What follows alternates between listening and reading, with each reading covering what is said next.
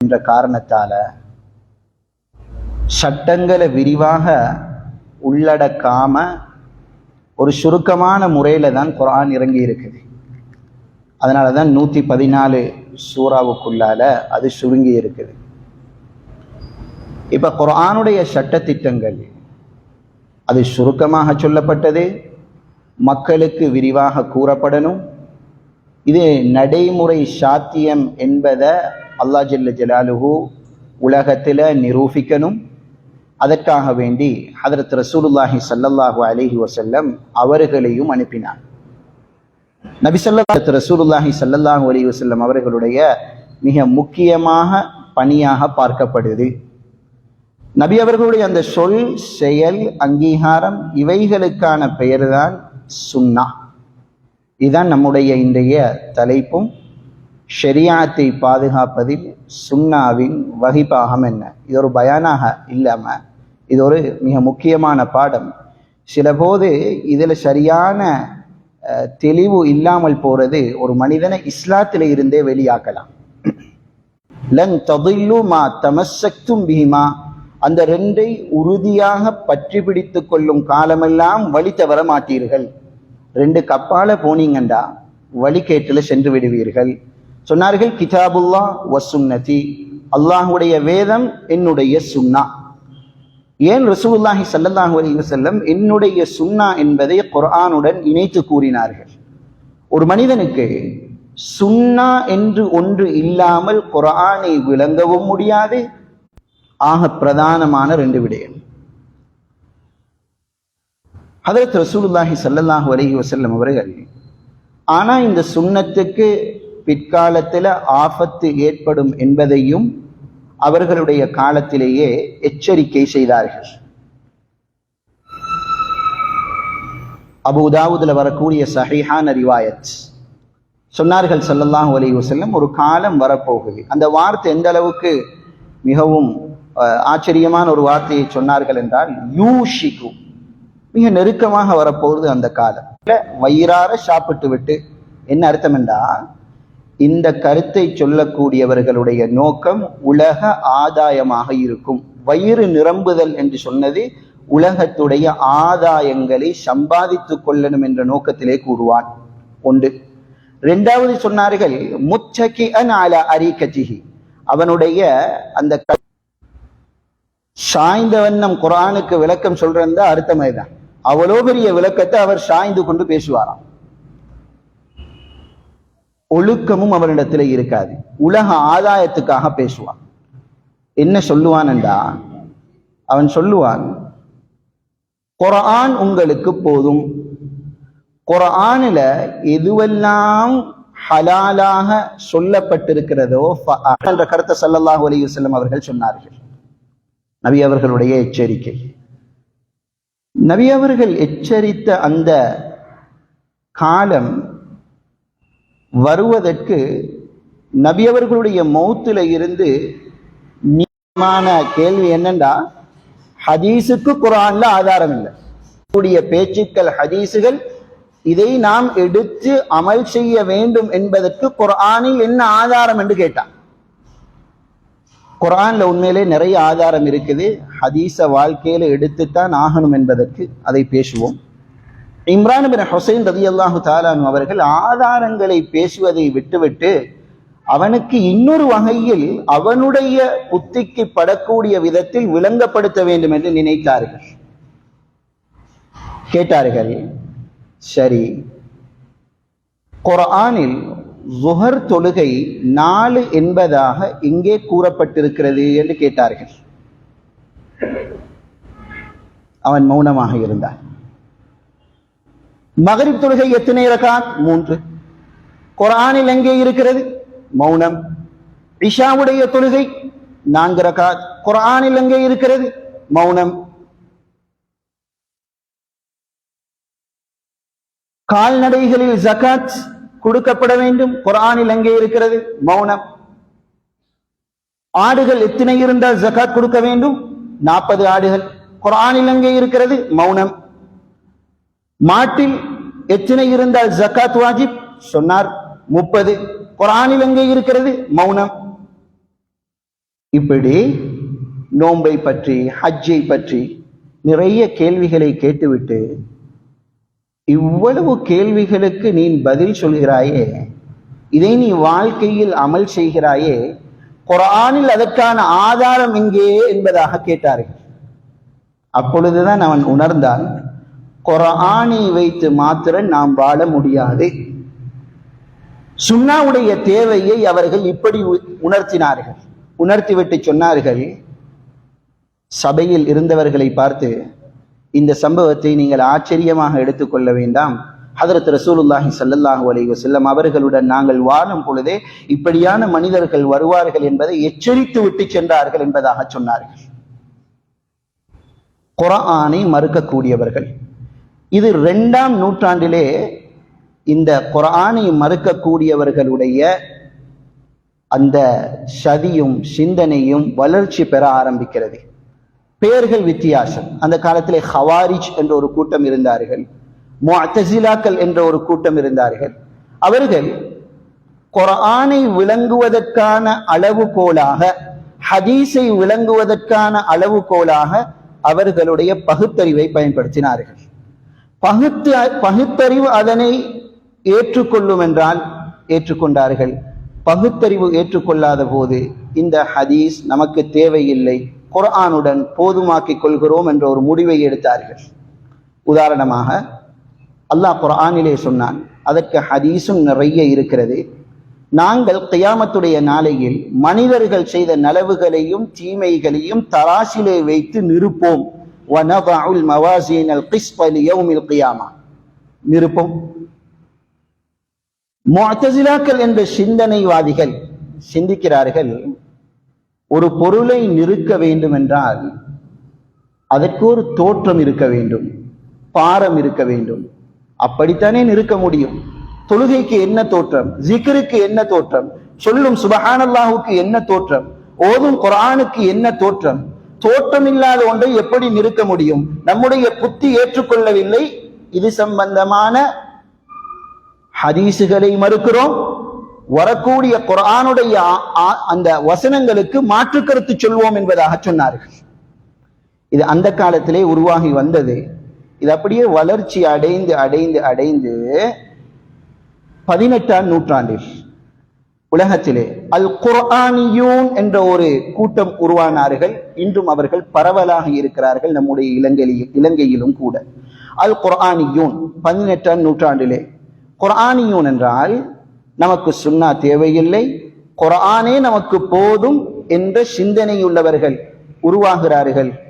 இந்தியாவிலே உருவாகி அவர்களுடைய அந்த பரவல் முதலில் மிஸ்ருக்கும் அதற்கு பின்னால் இந்தோனேஷியாவுக்கும் அண்மித்திருக்கக்கூடிய நாடுகளுக்கும், இன்று அரபு நாடுகளில் கூட இந்த சிந்தனைவாதிகள் இருக்கிறார்கள்.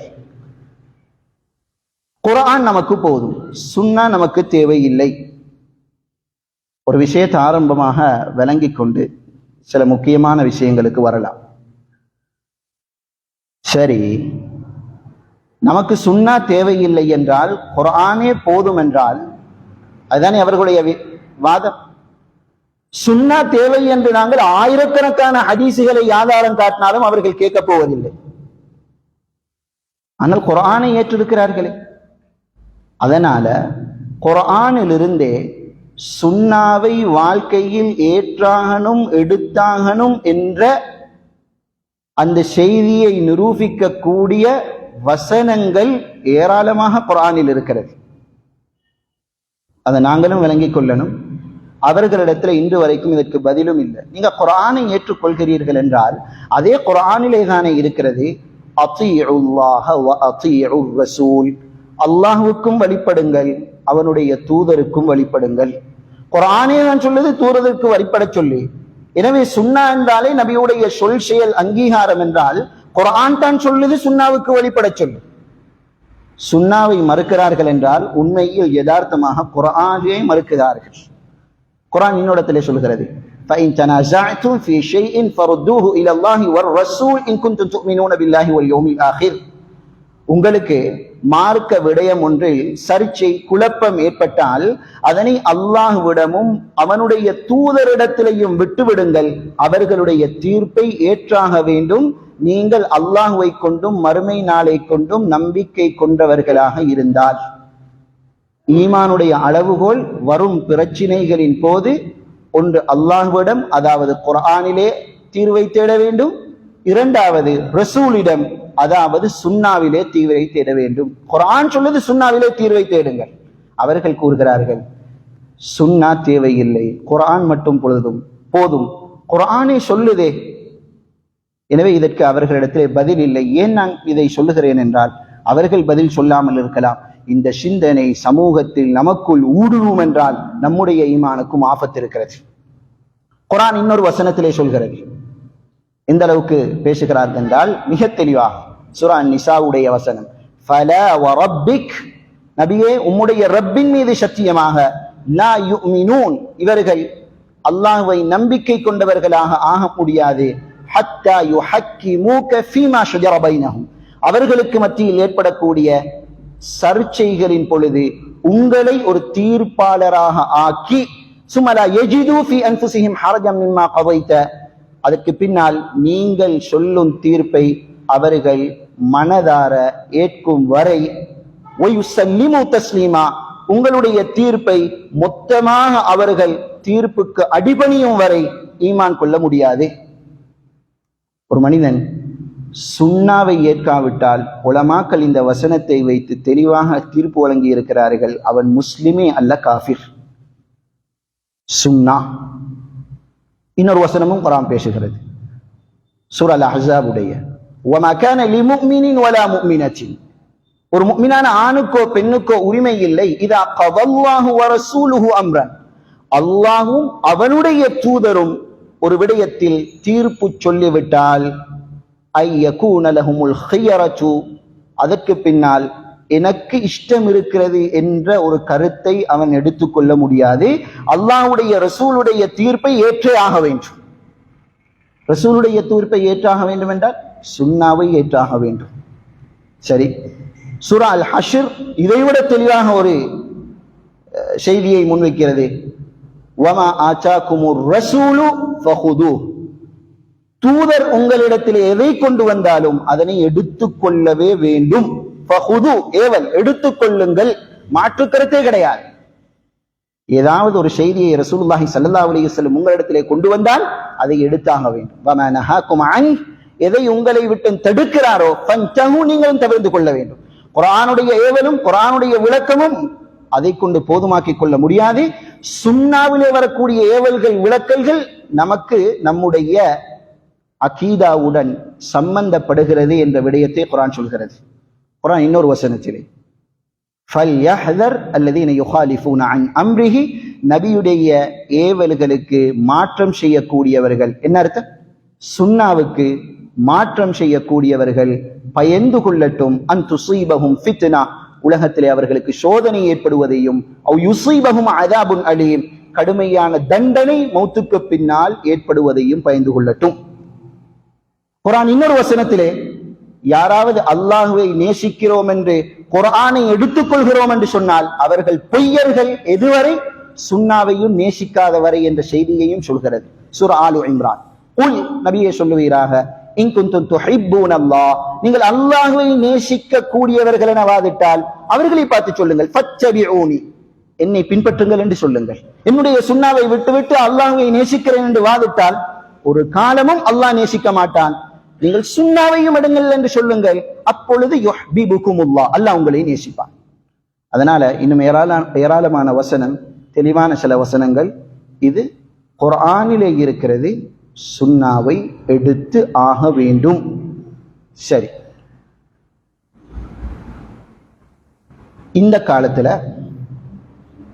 சுன்னாவை எடுக்க வேண்டிய அவசியம் இல்லை, அல்லது சுன்னாவுக்கு இஸ்லாமிய போர்வையை போர்த்தி கொண்டிருக்கும் எதிரிகள் எந்தெந்த வழிகளில் கருத்துக்களில் இந்த சிந்தனையை சமூகத்துக்குள் கொண்டு வரலாம், பரப்பலாம் என்பதை சுருக்கமாக பார்ப்போம். நான் நினைக்கிறேன் இது ஒரு பெரிய ஒரு தலைப்பு.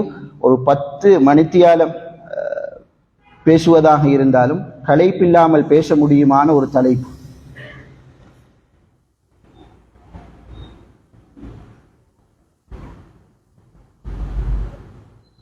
மிக முக்கியமான சில விஷயங்களை இந்த சிந்தனை சமூகத்தில் எந்த சிந்தனையுடன் சேர்த்து ஊடுருவும். இது தாராளமாக இதற்கு நம்முடைய சமூகத்தில் ஊடுருவுதல் நடைபெற்று கொண்டிருக்கிறது. அது சாதாரண மட்டத்தில் அல்ல, பெரிய மட்டத்தில் கூட நடைபெறுகிறது. சென்ற வருடங்களில் சில யூனிவர்சிட்டி மாணவர்களுடன் ஒரு 40 நாளை கழிக்கக்கூடிய அந்த சந்தர்ப்பம் கிடைக்கும் பொழுது அவர்களுடைய ஆழ் மனதில் இதற்கான அடிப்படை வேரூண்டுதல்கள் இருந்ததை சாதாரணமாக கண்டுகொண்டோம். சரி, எப்படியெல்லாம் ஊடுருவலாம்? ஒன்று, சுன்னாவை வேண்டாம் என சொல்லக்கூடியவர்கள் நேரடியாக சுன்னாவை மறுக்கிறோம் என்று சொல்ல மாட்டார்கள். சுன்னாவை தூய வடிவில் நம்முடன் இணைத்த, கொண்டு வந்து சேர்த்த சஹாபாக்களை குறை கூறுவார்கள். இது அவர்களுடைய முதல் அடையாளம். சுன்னாவை மறுக்கிறோம் என்று சொல்ல மாட்டார்கள், சஹாபாக்களை குறை கூறுவார்கள், குறை கூறிக்கொண்டே இருப்பார்கள். அவர்களும் மனிதர்கள் தானே. சிஃபின் யுத்த களத்திலே ஹிஜ்ரி 36 அவர்களும் முஸ்லிம்களுடன் சேர்ந்து வாளேந்தி போர் செய்தவர்கள் தானே என்றெல்லாம் அதை அந்த சம்பவத்தை ஒரு அரசியலாக ஆக்கி அப்படியே அவர்கள் பேசுவார்கள். இந்த அடிப்படையை நல்ல முறையில் விளங்கிக் கொள்ள வேண்டும். சஹாபாக்களும் மனிதர்கள். அவர்களால் தவறு நடக்க முடியுமா என்று கேட்டால் நிச்சயமாக அவர்கள் தவறு நடக்க முடியும், தவறு நடந்தும் இருக்கிறது.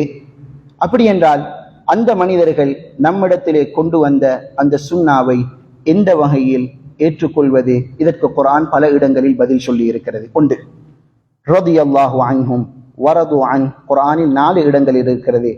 அல்லாஹ்வும் அந்த சஹாபாக்களை பொருந்திக் கொண்டான், அவர்களும் அல்லாஹுவை பொருந்திக் கொண்டார்கள். அல்லாஹுடைய பொருத்தம் என்பது அவனுடைய பூரணமான மன்னிப்புக்கு உட்பட்டு அவனுடைய ஷரியஅத்துக்கு மாற்றமான விடயங்களில் ஈடுபடாதவர்களுடன் சம்பந்தப்பட்டது. எனவே இந்த வசனங்கள் சஹாபாக்கள் நீதமானவர்கள் என்பதை குறிக்கக்கூடிய வசனங்கள். சஹாபாக்கள் பாவமற்றவர்கள் என்று யாரும் சொல்ல வரவில்லை. ரெண்டும் ரெண்டு விடயம். பாவமற்றவர்கள் வேறு, அது நபிமார்கள். சஹாபாக்களால் பாவம் நடந்திருக்கலாம், நீதம் என்பது அந்த பாவம் அவர்களை நீதத்திலிருந்து வெளியே கொண்டு வரவில்லை. நீதமானவர்கள், நம்ப தகுந்தவர்கள். அவர்களுடைய சிறப்பை ஹதரத் ரசூலுல்லாஹி ஸல்லல்லாஹு அலைஹி வஸல்லம் அவர்கள் சொன்னார்கள். புகாரியுடைய ரிவாயத், லா தசுப்பு அஸ்ஹாபி, என்னுடைய நபி தோழர்களை திட்ட வேண்டாம். ஏன்? உங்களில் ஒருவர் உஹது மலை போன்ற அளவுக்கு கனமான எடையுள்ள தங்கத்தை நீங்கள் அல்லாஹ்வுடைய பாதையில் தர்மம் செய்கிறீர்கள்.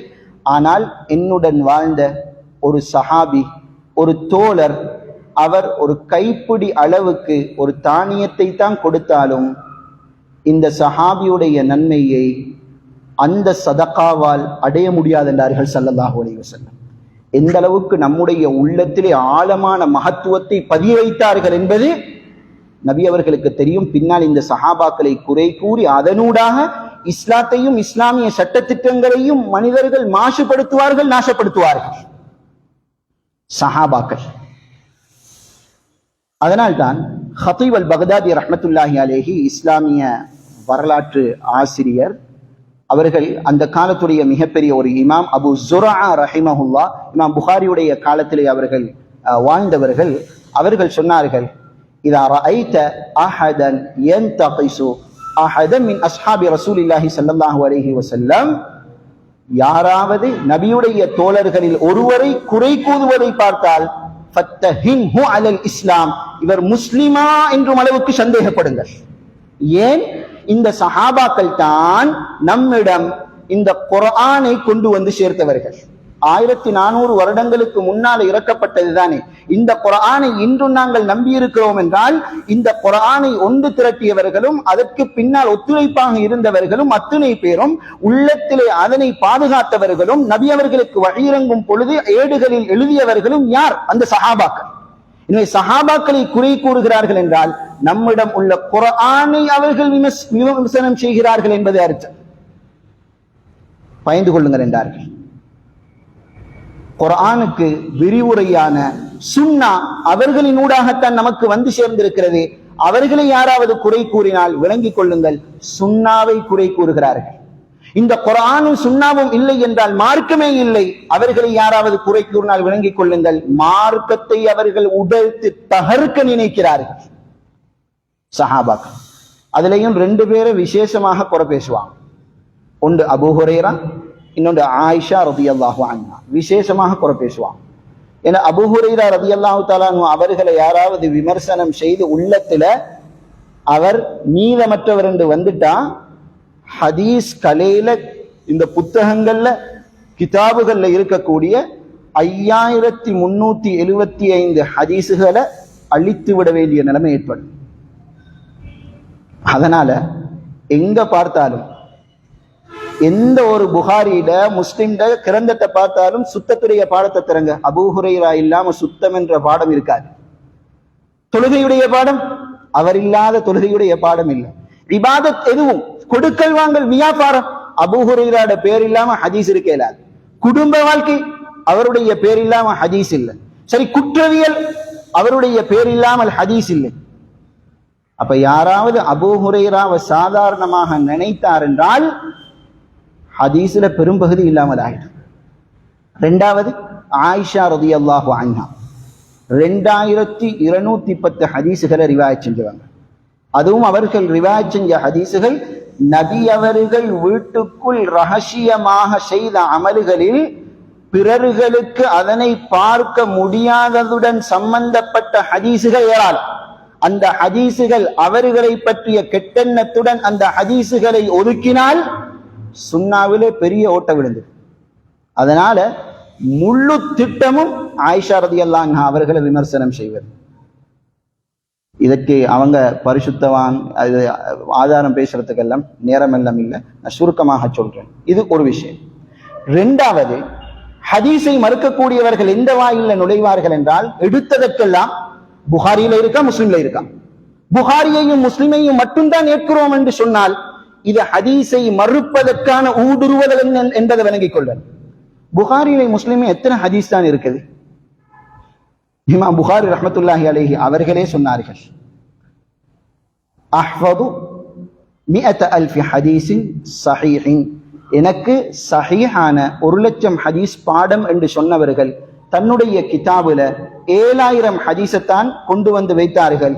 அதை தவிர உள்ள 93,000 சஹீஹான ஹதீஸ் இங்கே. கேள்வி வருதா இல்லையா? இமாம் முஸ்லிம் ரஹ்மத்துல்லாஹி அலைஹி அவர்கள் சொன்னார்கள், என்னுடைய காலத்தில் இருந்த மிக முக்கியமான ஹதீஸ்களை வல்லுனர்கள், மேதைகள், இவர்கள் எந்த ஒரு ஹதீஸை பார்த்து யாரும் கருத்து முரண்பாடு படாமல் 100க்கு 100 சரி என்று சொன்னேனோ அது போன்ற சில ஹதீஸுகளை தான் கிதாபிலே சேர்த்தேன். அப்படி இல்லாமல் சஹீஹ் என்று நான் கருதக்கூடிய ஹதீஸுகளே பல 100 இருக்கிறது என்பதாக சொன்னார்கள். பல 100 இருக்கிறது. அதனால எடுத்ததற்கெல்லாம் புகாரியில் இருக்குதா, முஸ்லிம்ல இருக்குதா? எந்த அளவுக்கு என்றால், சமீப காலத்தில் சில உலமாக்கள் புகாரி முஸ்லிம் என்ற கிரந்தங்களில் இல்லாத ஹதீஸுகளை அது ஆய்வு செய்து, இந்த ஹதீஸ் சஹீஹ் என்று வரும் பொழுது அதனுடைய அறிவிப்பாளர் வரிசையில் தான் ஆய்வு நடக்க வேண்டும். அறிவிப்பாளர் வரிசையில் ஆய்வு நடந்துதான் ஒரு ஹதீஸை சஹீஹானது சஹீஹ் இல்லாதது என்று முடிவு செய்யப்படுகிறது. அது புகாரியில் வந்ததற்காக என்று அல்ல. சமீபத்தில் சில உலமாக்கள் அரபு நாடுகளிலே அந்த ஹதீஸுகள் புகாரி முஸ்லிமில் இல்லாத முஸ்னத் அஹ்மத் என்ற கிரந்தம் இருக்குது. புகாரியில இருக்கிறதே ஒரு 7,000 ஹதீஸ், முஸ்னத் அஹ்மதுல இருக்கிறது 40,000 ஹதீஸ். 40,000 ஹதீஸ். அந்த 40,000 ஹதீஸ்ல 20,000க்கும் மேற்பட்ட ஹதீஸுகளை சஹீஹ் என்பதாக ஆய்வு செய்து சொல்லி இருக்கிறார்கள். இப்படி புகாரி முஸ்லிம் மட்டுமல்ல, அபூ தாவூத், திர்மிதி, நஸஈ, இப்னு மாஜா, சஹீஹ் இப்னு ஹிப்பான், சஹீஹ் இப்னு ஹுஸைமா, சஹீஹ் இப்னு ஸகன், நிறைய உலமாக்கள் சஹீஹான ஹதீஸுகளையே ஒன்று சேர்ப்போம் என்று முடிவெடுத்து அந்த ஹதீஸ் கிதாபுகள் கோர்வை செய்தார்கள். எனவே ஒன்றை முடிவாக எடுத்துக்கொள்ள வேண்டும், புகாரி முஸ்லிமில் இடம்பெறுவது மட்டும்தான் சஹீஹ் அல்ல. அப்படி யாராவது சொன்னால் அவர்கள் ஹதீஸுடைய பெரும் பகுதியை மறுத்து கொண்டிருக்கிறார்கள். இது மூணாவது. நாலாவது ஊடுருவுதல். சமூகத்துல சஹீஹான ஹதீஸ் நிறைய இருக்க மிக பலகீனமான இட்டுக்கட்டப்பட்ட ஹதீஸுகளை அது சமூகமயப்படுத்தக்கூடியவர்கள், இவர்களும் ஹதீஸுடைய துரோகிகள் தான், சுன்னாவுடைய துரோகிகள் தான். எப்பயும் வருமே வாட்ஸ்அப்ல அனைவருக்கும் விளங்குறதுக்காக சொல்றதாக இருந்தா, ரமதான் இந்த திகதியில தான் வருமென்று அந்த வருடத்துல யார் முதல் சொல்றாரோ அவருக்கு நரக விடுதலை இருக்கிறதா. இப்ப இத கையில வந்தடிக்கே இருக்கிற அத்தனை குரூப்புகளுக்கும் ஷேர் பண்ணாச்சு. ஏன்னா நரக விடுதலை கிடைக்கணும். தராவீஹ் தொழாம நான் வீட்டில் இருந்தாலும் பரவாயில்லை, மெசேஜ் ஷேர் பண்ணி நரக விடுதலை கிடைக்கணும். இப்படி ஓரிரு ஹதீஸ்கள் அல்ல, பல்லாயிரக்கணக்கான ஹதீஸுகள் என்று சொல்லவே முடியாது. மக்களால் இட்டுக்கட்டப்பட்ட புனையப்பட்ட சில பேச்சுக்கள் அதை ஹதீஸாக மாற்றி சமூகமயப்படுத்துவது என்பது இதுவும் ஹதீஸை மறுக்கக்கூடியவர்களால் சமூகத்துள் ஊடுருவக்கூடிய ஒரு வழி. இது நாலாவது. அஞ்சாவது மிக முக்கியமான விஷயம், ஓரிரு ஹதீஸுகளை ஆதாரம் காட்டி நபி ஸல்லல்லாஹு அலைஹி வஸல்லம் அவர்களுடைய சுன்னாவை எதிலே எடுக்க வேண்டும் என்றால் ஆன்மீக விஷயத்தில் மட்டும்தான். துனியாவுடைய விஷயத்தில் நபி அவர்களுடைய சுன்னாவை எடுக்க வேண்டியதில்லை என்ற பரவலாக சமூகத்தில் இருக்கக்கூடிய ஒரு வாதம். இதுவும் சுன்னாவை மறுப்பதற்கான ஆகப்பெரிய ஊடுருவுதல். அதற்கு என்ன ஹதீஸ்? நான் நினைக்கிற மாதிரி இந்த பாயிண்ட்டை மட்டும் சரியாக விளங்கினாலும் இது இந்த மஜ்லிஸுடைய வெற்றியாக இருக்கும்.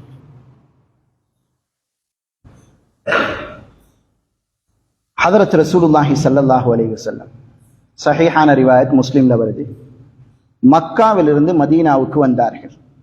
மக்காவில் உள்ளவர்கள் வியாபாரிகள். லிஈலாஃபி குரைஷின் ஈலாஃபிஹிம் ரிஹ்லத் அஷ்-ஷிதாஇ வஸ்-ஸைஃப் என்ற அந்த வசனம் அவர்களுடைய விஷயத்துல தான் இறங்குது. மதீனாவில் இருக்கக்கூடியவர்கள் விவசாயிகள். இப்ப நபி அவர்களுக்கு மக்காவில வியாபாரத்திட ஒரு அனுபவம் இருந்தது. அவர்களும் ஹதீஜா ரலியல்லாஹு அன்ஹா அவர்களுடைய அந்த வியாபார பொருட்களை எடுத்து சென்று விற்று பெரும் லாபம் அடைந்தவர்கள். அந்த அனுபவம் ரசூலுல்லாஹுக்கு இருக்குது. மதீனாவில் இருக்கக்கூடியவர்கள் விவசாயிகள். விவசாய அனுபவம் ஹதரத் ரசூலுல்லாஹி ஸல்லல்லாஹு அலைஹி வஸல்லம் அவர்களுக்கு கிடையவே கிடையாது. சரி, மதீனாவுக்கு வருகிறார்கள். மதீனாவிலே பார்க்கிறார்கள், மதீனாவில் இருக்கக்கூடியவர்கள் அவர்கள் இந்த மகரந்த சேர்க்கை, இதற்கு மரச்சேர்க்கை என்று சொல்லுவார்கள். அதாவது பேரித்த பல மரங்களில் அது அந்த மரங்களில் உள்ள ஆண் மரம் பெண் மரம், அந்த ஆண் பாலையை பெண் பாலையுடன் இணைத்து கெட்டி வைத்து விடுவார்கள். அதன் மூலமாக நல்ல முறையில பேரித்த பழங்கள் வளரும். இதற்கு தமிழில் நல்ல ஒரு வார்த்தை சொல்லுவார்கள். எப்படி குழந்தை பெற்றுக்கொள்ள முடியாத பெண்மணிகள் இருக்கிறார்கள், அவங்களுக்கு என்ன சொல்ற, அகி மலடிகள். இதே போல பேரீத்த பர மரத்திலேயும் மலட்டுத்தன்மையுள்ள பேரீத்த மரங்கள் இருக்கும் பொழுது அவர்களுடைய அனுபவம் மகரந்த சேர்க்கை மூலமாக அந்த ஆண்பால் பெண்பாலை இணைப்பதன் மூலம் அதிலே பழங்களை அவர்கள் உருவாக்கி கொள்வார்கள். இது அவர்களுடைய அனுபவம். நபி ஸல்லல்லாஹு அலைஹி வஸல்லம் அவர்கள் மதீனாவுக்கு வருகிறார்கள். இந்த காட்சியை பார்த்தார்கள். மா தஸ்னஊன பி மஹாகிலிக்கும், கேட்டார்கள், என்னவாப்பா செய்றீங்க? சொன்னார்கள், யா ரசூலல்லாஹ், இது எங்களுடைய அனுபவம், நாங்கள் இப்படி செய்வோம், அதன் மூலமாக நல்ல பழங்கள் வரும். ஹதரத் ரசூலுல்லாஹி ஸல்லல்லாஹு அலைஹி வஸல்லம் அவங்க எடுத்தடிக்க சொன்னாங்க, இல்லை, இப்படி செய்ய வேண்டாம், இதனை விட்டு விடுங்கள் என்றார்கள்.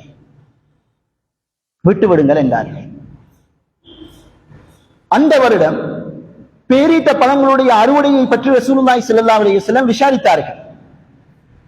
அறுவடை எப்படி இருந்தது? யா ரசூலல்லாஹ், இந்த வருடம் பெரிய நஷ்டம். ஏன் நஷ்டம்?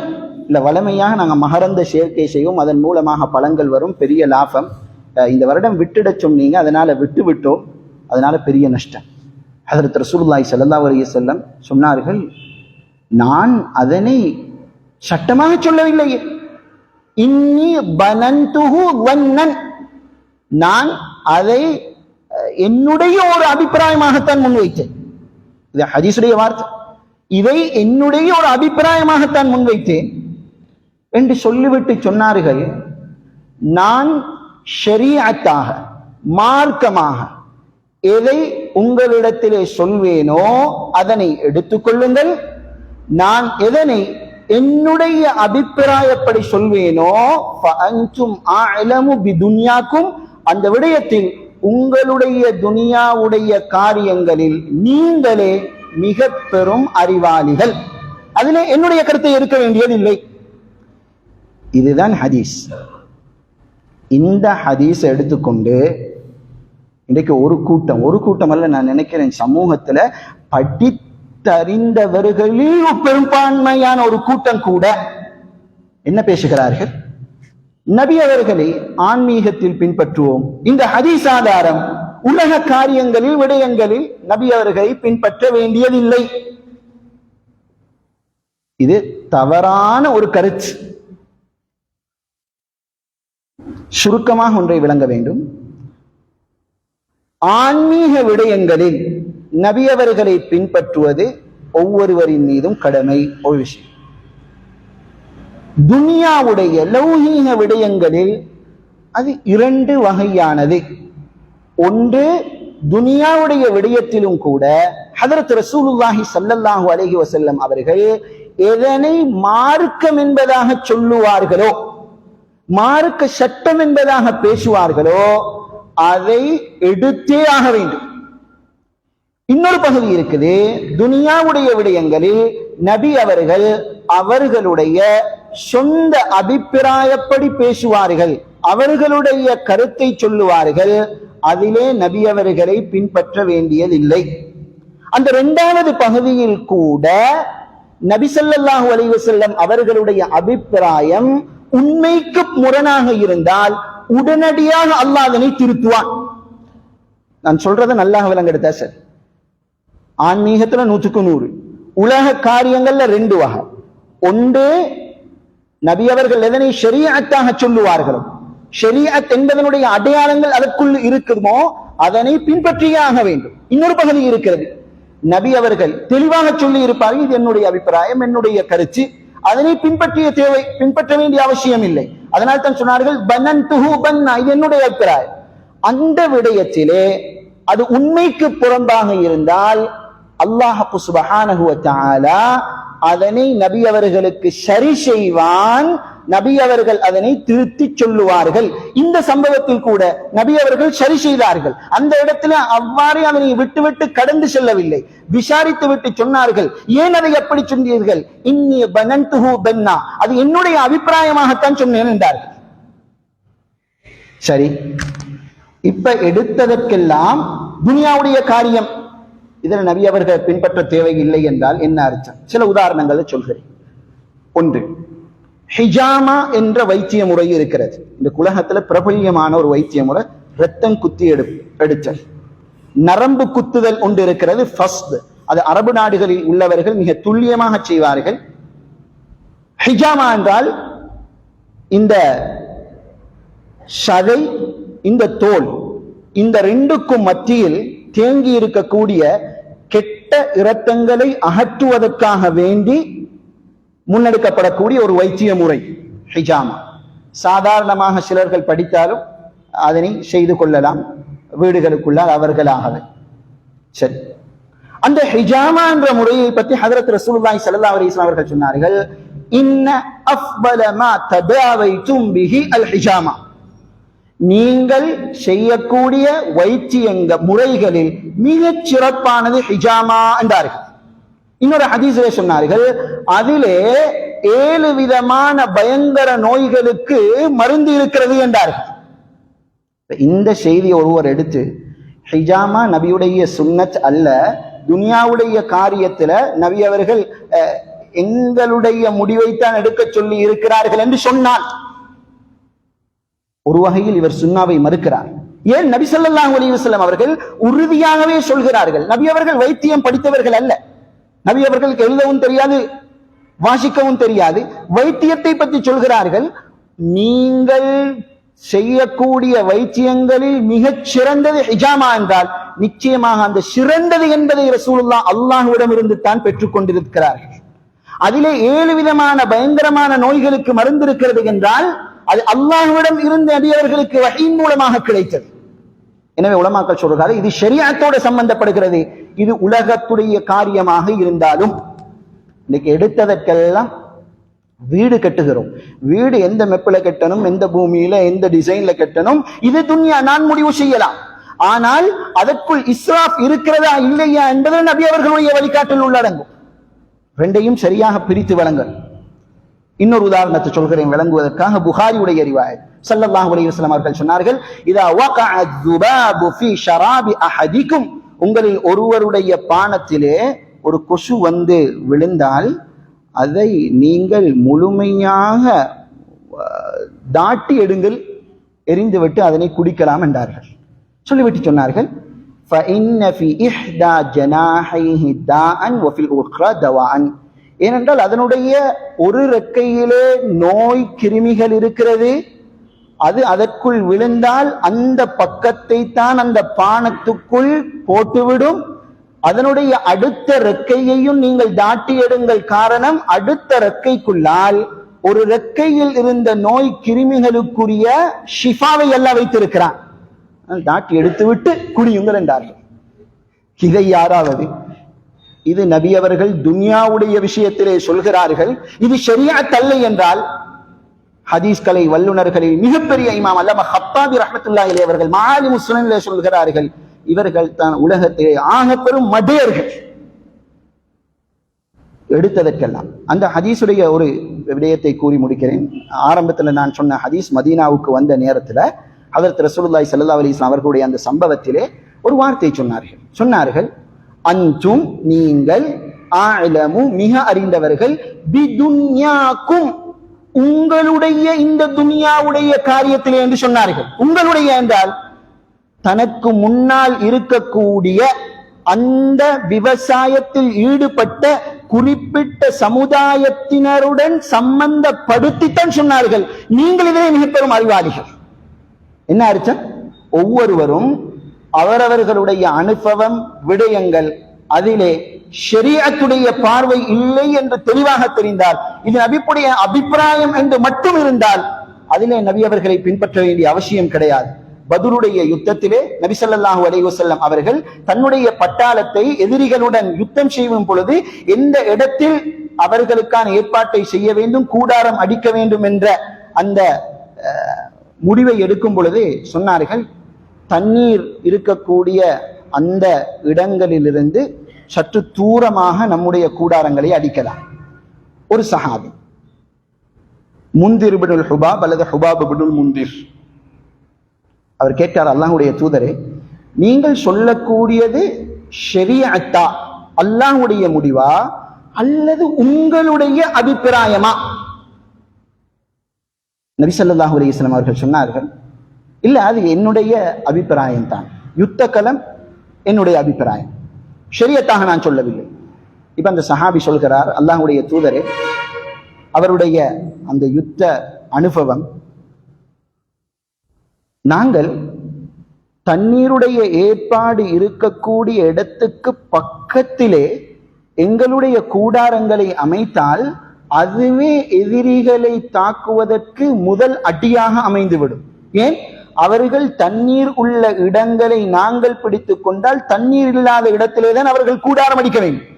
நம்முடைய யுத்தம் ஓரிரு நாள் நீண்டால் தண்ணீர் குடிப்பதற்கு இல்லாமல் அதிலே பலகீனம் ஏற்பட்டுவிடும் யா ரசூலல்லாஹ். அதனால் தண்ணீர் உள்ள இடத்துக்கு பக்கமாக போகலாமா? சொன்னார்கள் ஸல்லல்லாஹு அலைஹி வஸல்லம், நீங்கள் சொன்னதை தான் முடிவு என்பதாக அந்த அபிப்பிராயத்தை ஏற்றுக்கொள்கிறார்கள். அங்கே தெளிவாக நபி அவர்கள் சொல்வார், இது ஷரியத் அல்ல, இது என்னுடைய அபிப்பிராயம். உலமாக்கள் மிக தெளிவாக இப்படிப்பட்ட சம்பவங்கள் நபியுடைய அபிப்பிராயமாக இருந்து அதிலே தவறு ஏற்பட்டு அல்லாஹ்வால் நபிக்கு சொல்லப்பட்டு நபி அவர்களே திருத்திய சம்பவங்களை ஒரு 10க்குள்ளால் மாத்திரம் உள்ளடக்கி இருக்கிறார்கள். இதனை எல்லாம் விட்டுவிட்டு இதை ஆதாரம் காட்டி எடுத்ததற்கெல்லாம் இது துன்யா, இதுல நபி அவர்களுடைய ஷரியத் நமக்கு சம்பந்தம் இல்லை என்றால் ஹதீஸை மறுப்பதில் இதுவும் ஒரு வகை என்பதை நாங்கள் ஆழமாக விளங்கிக் கொள்ள வேண்டும். எனவே இன்றைய பாடம் நான் நினைக்கிறேன் நாம் அறிந்திருக்க வேண்டியவைகள்ல ஒரு 2 விகிதம் 3 விகிதத்துடைய அடிப்படை அந்த பேசிக் நாலேஜ் தான் இங்கே பேசப்பட்டிருக்கிறது. இந்த விஷயத்துல இந்த சுன்னாவை மறுப்போம் என்றால் குர்ஆனை மறுத்தவர்களாக ஆகிவிடுவோம். சுன்னாவை மொத்தமாக மறுப்பதுதான் பிழை. ஆனால் ஒரு ஹதீஸ் வருகிறது, அந்த ஹதீஸ்ல ஒருவர் கூறுகிறார் இது சஹீஹான ஹதீஸ், இன்னொருவர் கூறுகிறார் இல்லை இது பலகீனமான ஹதீஸ், நான் எடுக்க மாட்டேன் என்றால் அது அவர் இஸ்லாத்தை மறுப்பதாக ஆகிவிடாது. அதற்குரிய காரணங்கள் அது வேறு. ஆனால் மொத்தமாக ஒரு மனிதர் சுன்னாவே தேவையில்லை என்று சொன்னால் அவர் இஸ்லாத்தையே ஈமானையே விட்டும் வெளியே சென்றவராக ஆகிவிடுவார் என்பதுதான் உலமாக்களுடைய தீர்ப்பு. அந்த வகையில நாம் நம்முடைய ஈமானை பாதுகாத்துக் கொள்ள வேண்டும். சுன்னாவுக்கு எதிரான ஊடுருவல்கள் எங்கே இருக்கிறதோ அந்த இடத்திலிருந்து நாமும் தவிர்த்து நம்முடைய குழந்தைகளையும் தவிர்க்க வைக்க வேண்டும். நாம் உலக அடிப்படைகளிலே குழந்தைகளை ஈடுபடுத்தும் பொழுது, வேறு சூழல்களுக்குள்ளால் குழந்தையை வளர்க்கும் பொழுது கட்டாயம் அவர்கள் திரும்பி நம்மிடம் வரும் பொழுது இப்படியான சில விடயங்களில் என்ன நிலைப்பாட்டில் இருக்கிறார் என்பதை உணர்ந்து கொள்வதற்கு நாம் சில கேள்விகளை கேட்டு அவர்களை சரியான அகீதாவில் கொண்டு வந்து வைப்பது நம்முடைய பொறுப்பாக இருக்கிறது. எல்லாம் அல்லாஹ் சுப்ஹானஹு வ தஆலா நம் அனைவருக்கும் குர்ஆனையும் சுன்னாவையும் அவனுடைய தீனையும் முறையாக விளங்கி அதனை நடைமுறைப்படுத்தி அவனுடைய எல்லா விதமான வாதாக்களையும் நிறைவேற்றிக் கொள்ளக்கூடிய நல்ல மனிதர்களுடைய கூட்டத்தில் நம் அனைவரையும் அல்லாஹ் சேர்த்தருள்வானாக. வ ஆகிரு தஅவானா அல்ஹம்துலில்லாஹி ரப்பில் ஆலமீன்.